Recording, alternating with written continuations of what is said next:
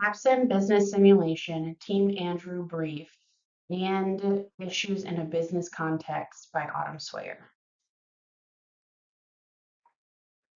Team Andrews ultimately decided to stick with their initial business strategy of cost leadership with a product lifecycle focus. We thought this might help set us apart from the competition by providing customers with a quality product but at a price that they could afford. We went into round one cautiously optimistic. We wanted to put two products on the market, one in the high tech and one in the low tech. We initially had our product Able in the low tech market, and we were hoping to release our second product, Awe, into the high tech market. We were planning for the future of our business and playing the long game at this point. Round three is where the cracks in our business started forming. It's really easy to look back and see where the mistakes were made, but at the time that you're in the simulation, it is a little bit harder to pinpoint the mistakes you may have made at that point. It gives me a new respect for people that work in business every day. At this point, Team Andrews did have a decent market share in both the low tech and the high tech market, and we were wanting to keep that. However, round five is when we really noticed something was wrong because we had to have an emergency loan of $17,614. At this point, I was in damage control. I was trying to figure out what the issue was. If you look at the graphic below, you can clearly see what the issue was. We were producing products, but then those products were not being sold. And I did not catch that issue. So at this point, we decided that we were going to raise our prices to try to recoup some of the costs that we were losing due to the emergency loan, which took us out of our strategy of being a lower competitor. Post round five is when I lost all confidence in myself. Thankfully, my team was very supportive. At this point, I selfishly decided to kind of take a step back and see if they could figure out where the issues were coming from. And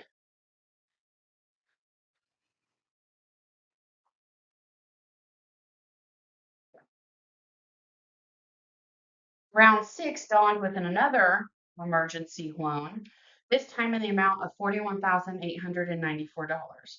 All three of our products were over 2.5 years in age, putting our products at some of the oldest on the market. Andrews was producing products, but as you had seen, we were not selling them.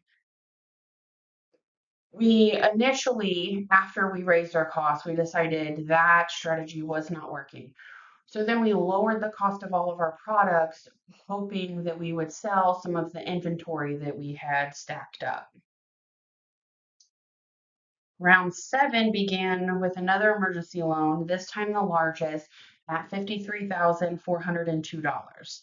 At this point, Able was 4.5 years old and Ace was 3.8 years old, the oldest on the market by far. We did sell more products after we initially lowered them, but it still did not even put a dent in the hole that the emergency loans had left us in. And we obviously had not fixed the main issue since this kept happening. It wasn't until after round seven that I realized I'm the one that made the mistake and I had overestimated our forecasted sales.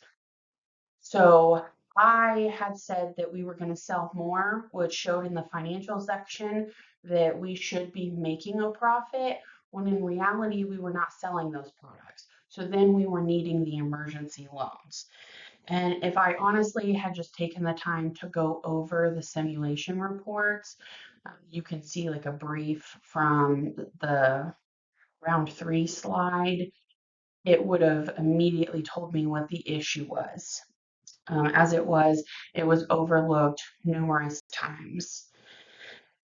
I Thankfully, figured out the issue and it was fixed going into round 8. And round 8, we finally managed to get back on track. We did not need an emergency loan this round.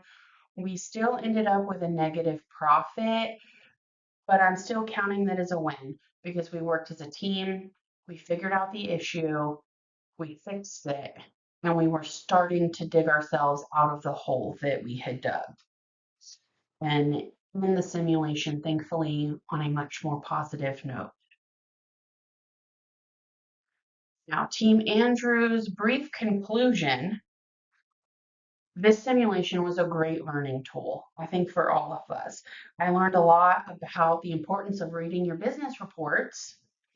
I learned to not let yourself become overconfident because that's when mistakes happen. I learned to focus on your company and not so much on what other people are doing because what works for them may not work for you. And finally, above all else, remember to focus on your customers' wants and needs. We kind of got away from that. We knew customers wanted new products, low in age, and we failed to deliver on that. Because if you don't, then your competitors surely will give the customers what you need, and then you will lose business. Now let's move on to discussing some challenges and issues faced in business dealing with not only international business issues, but also cultural diversity. In my business paper, I reference 5 common challenges while doing business internationally, according to an article at the Harvard Business School. Those 5 common challenges are language barriers, cultural differences, managing global teams, currency exchange rates, and inflation, and the nuances of foreign policies and politics. Language barriers and cultural differences. Language barriers can be quite common when doing business internationally, and it's easy for things to get lost in translation. You need to be aware of what you are saying may mean something else once it's translated. Cultural differences can impact a business in a lot of ways. One of the most common being not knowing the correct way to motivate your subordinates. Excuse me. I watched a movie called Outsourced, and where a American call center manager was then sent to India to set up a call center there. And when he got there, he faced a lot of struggles. And it was not until someone told him that he needed to embrace the culture that he was able to successfully get the employees motivated and get the call center up and running. Okay, next we have the challenges of managing a global team. There is a lot of time difference to consider when managing a global team because you may be up at 8 a.m. Eastern Standard Time, but you may have a team member that's on the other side of the world and it may be midnight or later for them. So you really need to be conscious of the time differences. And currency and exchange rates, as well as inflation, can play a role because it can impact the price of imported and exported goods.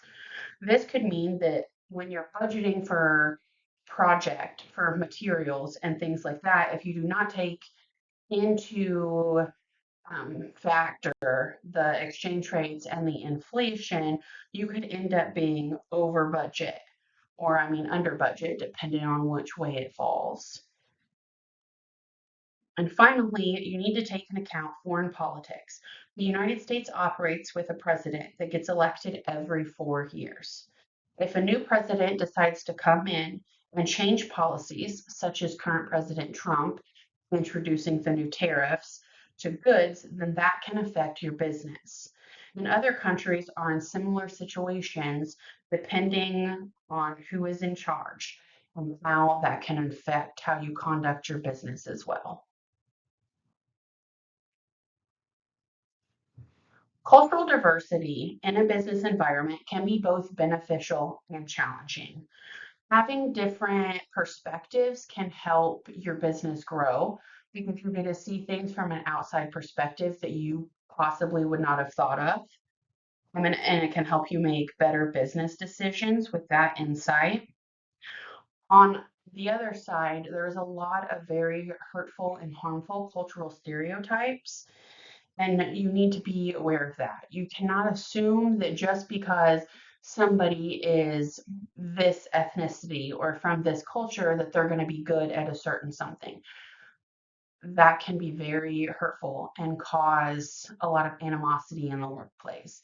So you need to never assume and always get to know your coworker. Because if you don't, it can cause a lot of issues, mainly miscommunication. Why do you need to operate with civility? Everyone at all times, in my opinion, should be operating with civility because you honestly never know what is going on in someone else's life. This is especially important in business. So, considering you may find yourself in complex, stressful environment, and acting with civility can already help in a stressful situation. So you just want to make sure that you are just nice. Just have common courtesy. Different business environments call for different etiquette. Some cultures and places work at fast pace, like those working in New York City. But other places, they have a slower pace of life, taking more time for themselves and more time for their family. You also need to take into account that economies of different countries. Setting up a business in an economy that cannot afford your product would not be a wise business decision. Some places also have charged political environments, such as South Korea. So you would need to be aware of that as well, because that could lead to conflict, resulting in an international incident. Some places have the same worth ethic, such as America and Japan, that value working hard and a commitment to loyalty. In conclusion, knowledge is power, and you need to make sure that you have the correct knowledge before going into any type of situation, especially in business. It will always help to make sure that you do not make any faux pas. Overall, when done correctly, cultural differences can enhance your business. International business can open up new avenues for expansion and revenue. And by maintaining civility in all business dealings, will help you come across as fair and respectful. I hope this knowledge is helpful when making any type of decisions in the future. Thank you.